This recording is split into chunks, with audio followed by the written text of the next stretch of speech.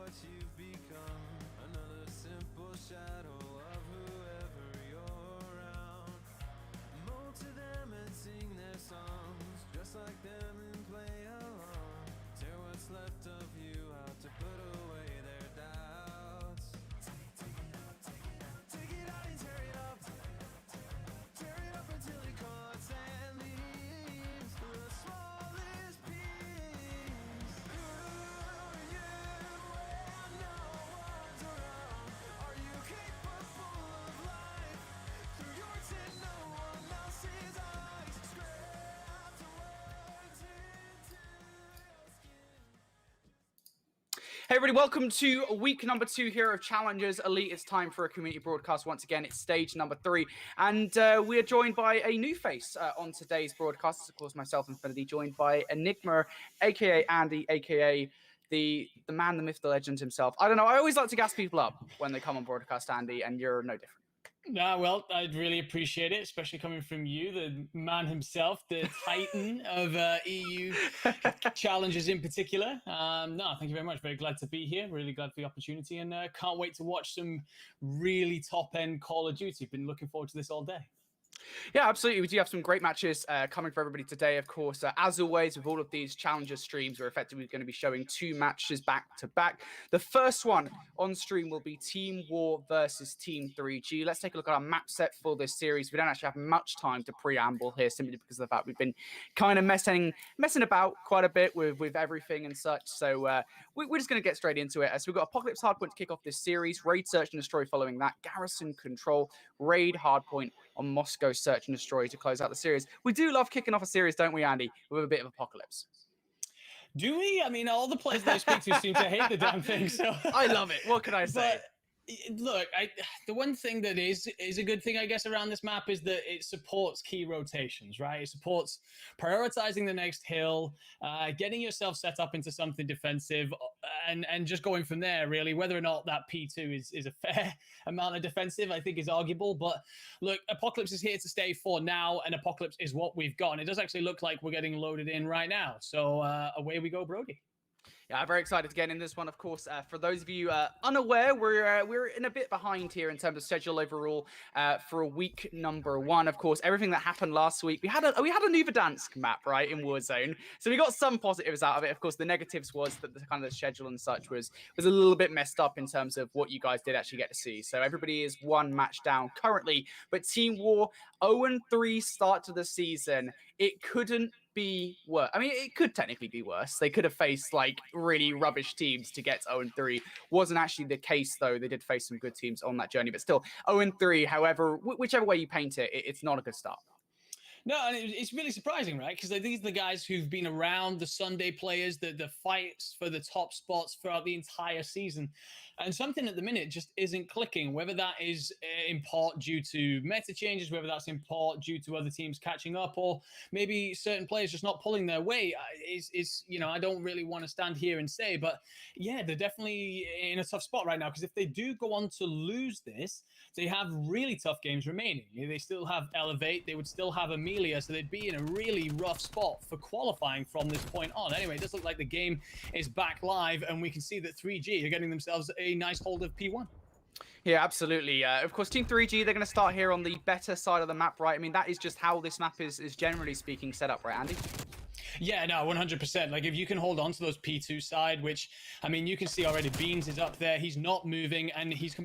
Okay, random spawn for Metals. I think Kid's got a bit too far forward. Spawn call should come in, and even though Beans has picked up 2, he should be turning around there and hearing his teammates call. Doesn't get it, so Metals gets the kill, but the scramble's back on, and spawns are all over the place in this opening hill. Just what we like to see with Apocalypse. Yeah, a little bit of a stumble there. A nice spawn coming in from Call of Duty Black Ops Cold War. Unfortunately, though, for Team War, they're unable to work off the back of it. Still weird, by the way, to actually see this team under Team War, formerly Rams, formerly Los Galacticos, but now, of course, War re-entering Call of Duty with this team, and now looking to come in from behind. They've already got inside the temple. Can they take hold of the P2 hardpoint? Well, they've actually surely managed to flip the spawns here. It is literally just Kids and Beans left inside this hardpoint. Kids, of course, the newest addition to this team, able to get 2, will save it for Team 3G, but still pressure coming any moment now as Team War still spawning out the back. Absolutely fantastic stuff out of Kids there. Breaks through the front, as you said, and does enough. They've still got control of this somehow. Absolutely brilliant from them. And if anything, they're now in a great spot to get themselves set up for the next one. War are going to stick around for the scrap time, but they've got to make this mad scramble now and try and get across a lot of lanes and keep their heads down. And Lucky's going to fall. That's not the opening blood that you want on that rotation. And 3G could get a really nice lead throughout this first rotation. And from there, the way that this map works, it's very, very difficult to bring it back because you just need 1 or 2 good holds and you can see a very good lead out for sure. Well, it's Team 3G in the hard point for the moment. Team War looking to make their way on through under.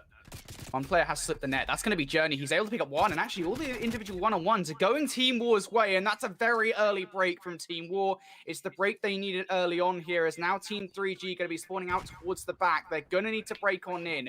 This is still quite a lot of time to give away, but Journey, he's there. He picks up one. Team War now reduces 1 player left inside the hard point. Beans takes him down, and Team 3G, they're fighting for this time, but you've got to be careful here, Andy, because there's 20 seconds left, and that rotation is fast approaching. Yeah, 100%. And Journey's there already. He's going to get outnumbered 2 or 3 to 1 there. And they will end up getting a little bit of scrap as well. So lead's still there for Team 3G. And they've got themselves in a lovely little spot. But you can't let what just happened happen again. If you're going to lose a man or 2 in that early fight, in that opening rotation, you need to make sure that not all of you fall and just give up the hill completely. Play your life a little bit. Buy some time. Just get your boys back into the fight. And Lucky here looking to make it happen again. Picks up 1. Will be traded out, but it's another clean break from War, and it's all on Beans to keep the pressure off the hill. Beans can just waste some time here so that Kids and Nile can come through. They should be all right. Team 3G continuing up the pressure, but Team War, they've got the numbers to make this one work, and there is exactly what you love to see from Nvidia. And of course, the AR player that we've spoken very highly of this season has made a real impact for this Team War roster. And that 2-piece will effectively lock down what will be the remaining scrap time for Team War here. And as we look over towards the new rotation, Andy, I mean, what, there's 15 seconds left. This is effectively going to be a tied game, right? Yeah, 100%. War back in it. Metal's not really having the greatest game right now, but what that says to me is that if War are managing to keep themselves in the game at this point, you can see Avidian's 12-6 right now. If Metals does manage to pick it up, which you would expect from a player with that level of quality, suddenly this might get away from 3G. And what they need to do is take this moment of momentum that they have where an opposing player is struggling and really see it through. They've got a nice little hold here, but again, you just see the kill feed light up red, and Avidian 14-6 right now, absolutely frying. We've mentioned him so many times for a reason, and I mean, if it's not his standout season, he's definitely at least having a standout game here. He is indeed. Now Team War, though, looking to break on in for this hard point. Lucky, he gets one before falling. Team 3G, they're in for now, and massive game for them overall in this season. If they could have a good game number 1 here, this would be huge, but so far, not able to break in onto this hard point. You've got Metals and Nvidia in for the moment. Nile trying to play spoiler for what is effectively just going to be scrap time. Nvidia makes it in for what will be the last 5 seconds. So again, not much has really changed here as we go over towards P1. This has just been an incredibly close hard point between these two teams. If Metals can start to pick things up here for Team War, if Lucky can get things going, that is a deadly duo when they can beat. Yeah, I love Kes's attempt there as well to push out, really try and pin War back and put them into those no man land spawns. You've seen Beans do it again, where he's just stood all the way at the back of the map, refuses to move, and for good reason. You are going to get kids spawning though down in no man's land, but then Journey still stays there. So look, if you're the white team right now, your Team 3G, you're feeling okay about this. You should be able to control this mid street area, and P2 is that big one, right? So hold on to this. Don't want to see the flip spawns that have come through right now, but as it currently stands, there are no War players in behind, and this should give them just enough. Beans gets a crucial 2-piece, and the whites are back in for P2. So as you can see, no one really cares about 1, right? That's just like left alone. This is where you can get that big 60 and extend that lead. I do feel if War take this big 60, they run away with this game, whereas 3G need to be a part of this in order to be contesting this fight.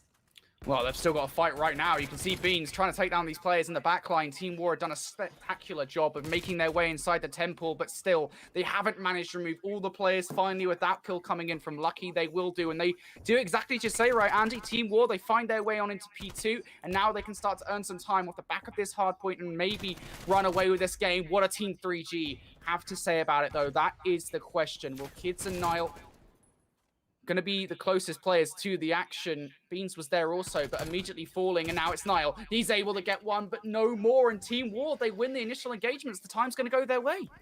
This is where it starts to get scary here. Every hill in this map, apart from probably one, is one that you can get a good chunk of time, but two is where you assert your dominance. And I think War punching straight in, taking that one is a bad sign for 3G. That early lead that we spoke about has evaporated, and they've got to get themselves set up. Beans falling there is not going to be what they want to see, and this is an advanced position from War and a deep spawn out of Beans. They're going to have to make something big happen here, and Kids is going to get ones. Looking for Journey, going to get cut down though. So again, War it's too easy. They're not just winning ones, they're winning one, then two, and sometimes not even being traded out on the back of that, Brody. It's the rotation. I think that's the key thing here, right? I mean, you look at this rotation. This is the third hill straight now where Team War have been on a roll. And talking about being on a roll, it's Metals now on a 6 spree. Just one more kill will earn him the artillery strike. And that could well be the nail in a game that Team War have started to run away with here in the second half. Can Metals get these streaks? He'll get one of them, won't get the second, but that may well just be enough here as Team War, they've built themselves up such a nice cushion. And we always talk about that, right, Andy, with the fact that, you know, if you can build yourselves up these big leads here in hardpoint, especially on a map like such as Apocalypse, it's very hard to come back from. 100%. And a lot of the maps through our rotation today, I mean, the next hard point that we're going to have is going to be Raid. So we're definitely looking at maps here where it's all about good rotations, all about seeing out solid defensive setups. And as for so far, 3G have not had those defensive setups. If they're getting there first, they're getting bullied straight out. I say that the kill feed lights up red. There is a kill streak in there, but that is all 4 3G players out there spawning in Temple, and they are miles away from this one. And War can win it here. This could be over before 3G have even managed to get a second wave going here. Well, there's only going to be one hit coming in here from Team 3G. Will they make it work? Lucky is there. He turns away at the wrong time, and actually Kid's able to come on through. But Invidian is here. He picks up 2. 3G able to come on in, though, despite the fact that Invidian does get that 2-piece, and they're not done just yet. There will be yet another hard point here, and we're seeing that rush towards it right now as Team War, they're making their way of their journey. Checks the corner, but he doesn't check it enough. Keza picks up the 2 on the rotation. Now it is literally just Lucky, and if you're Lucky in this position, you wait for your teammates. That is exactly what he's doing there for the moment. It doesn't work out initially, as he does get spotted out by Keza, but Team 3G, they do a good job here of actually getting the rotation, which is quite frankly something that hasn't happened so far in this game, but maybe a bit disaster because look, when Nile's now spawning out, Bean's also there. Team War, they make this break happen. We know they're so good at this as a team. All comes down to one player in Kids. You need to do something here. Kids gets a huge 2-piece, manages to cling on. Nile trades it out. So we do have a game on our hands. Look, 3G had that really good burst of energy at the start, lost their way through the middle of the game. But if they see out the rest of this hill, we are in for a scrap for the end of this. I mean, look, Keza hadn't had the best game up until now. He doesn't have the kindest job in the world being that entry, quick SMG, cracked movement type player. But all the same, he wasn't putting up the numbers. He's hit a 5 spree and now another 2. And this is what 3G needed if they want to start seeing out these rotations. A big set of gunfights coming up here, and Kid's position here is super interesting. He's going to kill Lucky. He's going to snap onto Metals, will eventually fall, and oh my god, Brody, we're going into this one nearly level.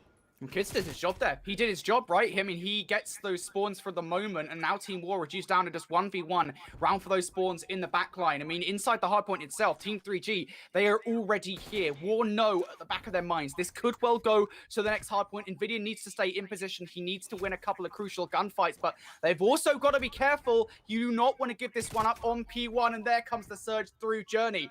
Able to pick up the gunfights, and now Team War, they're in for the time. Invidian wins one over towards P2. Team 3G, they can't be done with this one just yet. 15 seconds left on the hard point, and they're not